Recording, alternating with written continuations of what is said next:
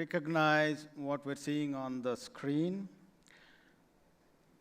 This is the first motorized flight, 120 feet. And who you see up there is Orville Wright, one of the Wright brothers, and the other guy who's standing and watching in awe is Wilbur Wright. Wright brothers never had external funding. Wright brothers never had a wonderfully fitted workshop, nor they had great engineering teams to help them achieve this monumental feat in 1903. And this is the beginning of what we now enjoy as international travel, national travel, local travel.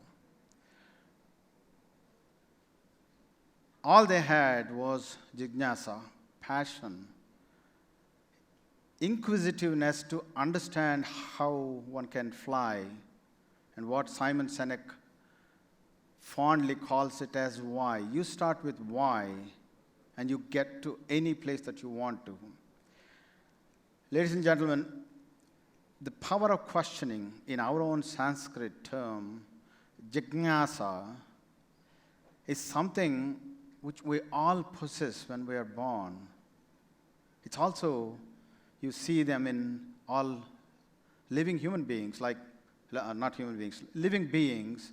Like if you look at an animal, sudden sound, it suddenly wants to inquire what it is. Is it a threat to my life? A mother animal looking for the baby, if, sensing the threat, wanting to know what happened to that calf. And of course, in human being, you see that every day in and day out, if you are with children, like what we see here. That is an innate nature of human being. The interesting point is, how do you nurture? How do we keep it all through our lives? Because that's a fundamental strength, character, attribute, trait. You can call a number of names, but that's what makes you who you are, and what you achieve, how you see the world. And this is just a textual form of what I just said. But what is important is it is the ability to understand through a thoughtful inquiry. But if you want to take it further, it seeks clarity. Inquisitiveness, questioning, seeks clarity. And once that clarity emerges, further questions emerge. And then further deepening of your understanding of a problem, a question, a subject, which will finally lead to a better, more disrupting solutions for the problems that exist either in personal life or in the society. Mr. Mahfouz, who won Nobel Prize in 1988 for his literature, he's an Egyptian. It's very unusual. He's an Egyptian, but he said very clearly, the man can be wise, and we can assess their wisdom through the questions. We understand the questions that they ask. Not so much as what they know in terms of answers. That is because he realized to ask a question, first of all, you need to have a deeper understanding of the subject itself. It's more important in the current era because we have access to lots of information. It's called information overload. We're living in a world where information is thrown at you every second, every minute through social media. And if you want to answer a question, you have Google, AI, other instruments. But the point is, are you using it in the right way? If you, one of my friends told me, if you want to use the AI to your benefit, find the right questions. A deeper question will get a better answer. Don't accept these platforms, answers on their face. You need to have a deeper understanding of that answer, which will opens up pathways for further understanding. This is very important because a lot of our culture has turned to accepting the forwards, accepting what is received, and no second thoughts, no time spent on it, dwelling on it. We immediately respond. We immediately take that, accept that as a fact without checking the background, without doing further research. That will lead to wrong conclusions, finally wrong outcomes. Some of the examples, in education, for example, when I'm doing medical education in my college, I'm sure that it is even true today, that definitions are the norm. You either have to recite word to word what the definitions are for a given point, or you have to write down in the exam to get the best of the marks. Instead, if you say, the teacher says, describe, instead of saying what is definition, instead of what is your definition of X and Y and Z, that would open up a much more thought process in the subject, or a pupil, you can call him. So it is important to create that kind of ecosystem where individual thrives through jignasa, questioning, and curiosity. Let's take an organization. For instance, a leader can be a person who will tell you what to do. You say, go, this is the problem, 1, 2, 3, 4, go ahead and do it. Whereas a more leading person would say, we have this trouble. Let me understand what your thoughts on this subject. How do we resolve? So there's a more collaborative way of resolving a problem, which will encourage second line, third line, next generation to be the leaders, to be better leaders. And in an organization, if you take an individual who have joined a job, instead of following exactly what the job description gives you on a paper, while you do that, can an individual find better ways of performing the same job, not described in your job description? Or can I approach my superior with an idea for a newer entity in the organization itself? So that will open up, again, a lot more opportunities for people. I'm more interested in the discovery of one's passion. Passion is nothing but how strongly, how deeply you feel about a certain subject, what you do, or what you wish to see in the society or individuals around you. That's what is called passion. But it's important for an individual to get access, and that can only come from constant questioning. Is when you're happy, why am I happy? If you're unhappy, why you're unhappy? So if you continues to be in that inquiry, over a period of time, you understand what makes you immensely happy. Is it providing something for somebody who doesn't have that? Or is it clarifying to my next level person how to solve an issue through a collaborative process? So the passion is something that you need to access through constant inquiry. We're all born, as I said, we're all born with curiosity, but it fades over time. I'll dwell on the subject in a little bit. These are some of the reasons why we can get back to inquiry, some personal experiences, critical thinking, and all those things. This is my granddaughter, and I was feeding her, and she is... Selfish. What does that mean? Why they become selfish?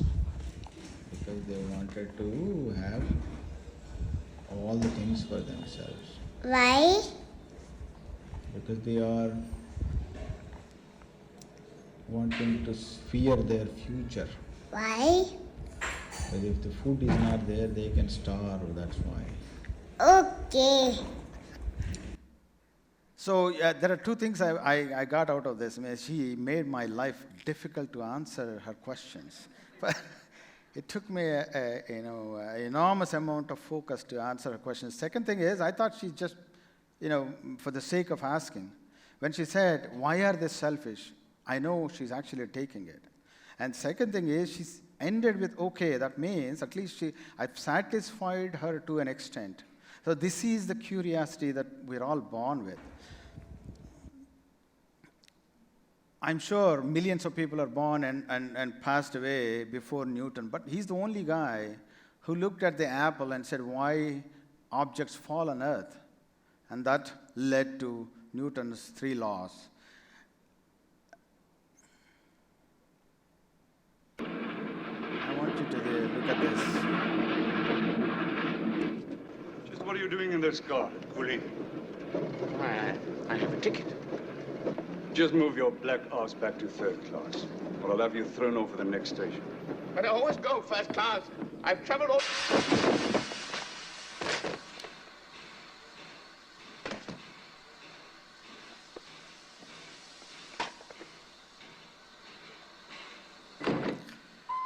Mohandas Karamchand Gandhi was just like every one of us.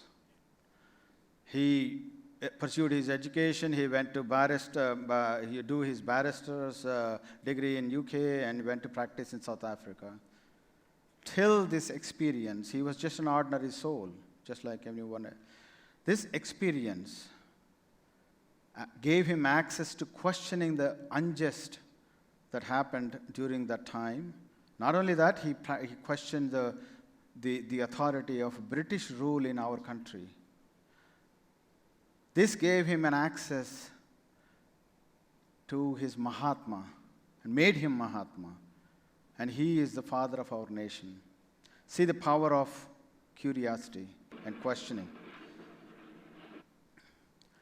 Ratan Tata is a great human soul, and he always questioned unfounded viewpoints without data. The greatest pleasure I've had is trying to do something that everybody says could not be done. I decided that India could produce its own car. Everybody, my friends overseas in the automobile business, said that this couldn't be done. We had to go through collaboration. This is so true in my life. The greatest pleasure. Because disruption of prevailing beliefs without data became my life story.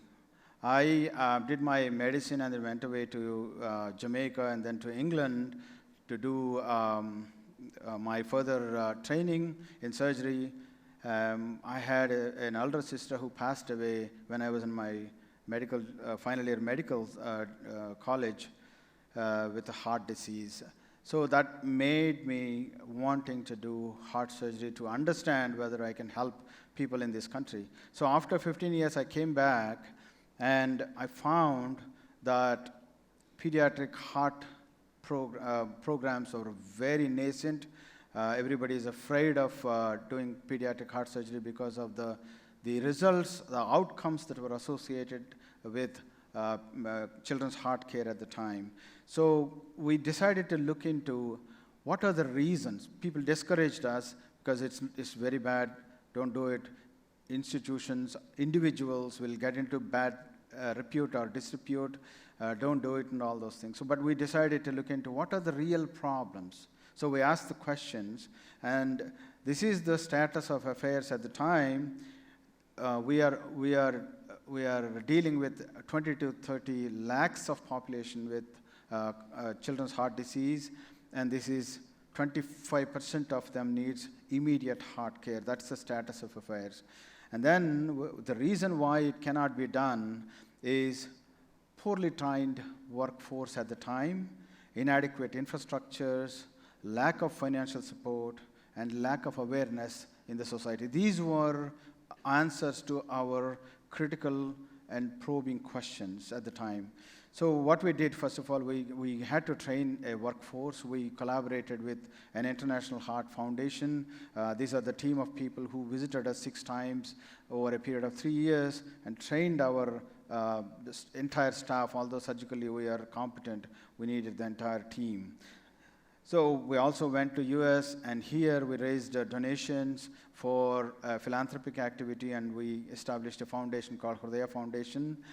And then finally, we negotiated with Star Hospital in sharing the existing infrastructure. Like if you can see this, there is adults and a very small baby sharing the same infrastructure. So we can cut down the cost. Through these creative ways of answering to the problems that we existed, we were able to reach out to a lot more children with best of the results. And in the last 15 years, we were able to help now it is close to 8,000 children with heart diseases.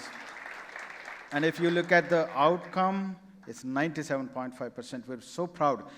The fallout of this is that other units cropped up. Because we showed that it can be done, there are other units. Now there are about 8 units in this city alone who are addressing children's heart problems. And that's a much more gratifying outcome of the initial questions that we started to ask.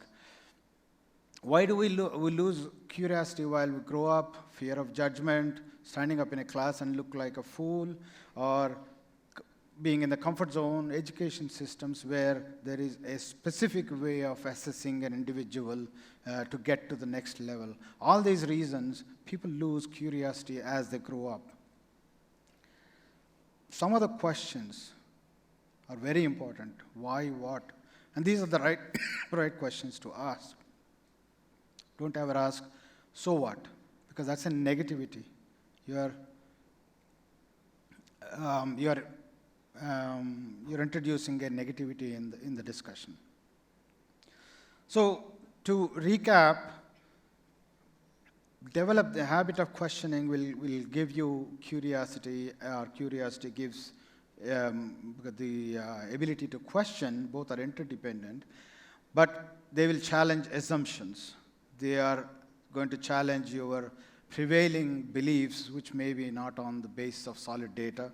It will also improve your critical thinking, and finally, it will give you innovations and discoveries to help humanity to grow. So I ask all of you, I invite you to, can you be constantly in a state of inquiry, especially self-inquiry? Can you be curious about what makes you happy, that gives you access to your passion?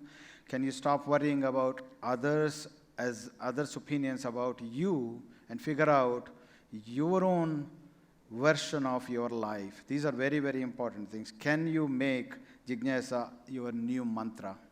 Thank you very much.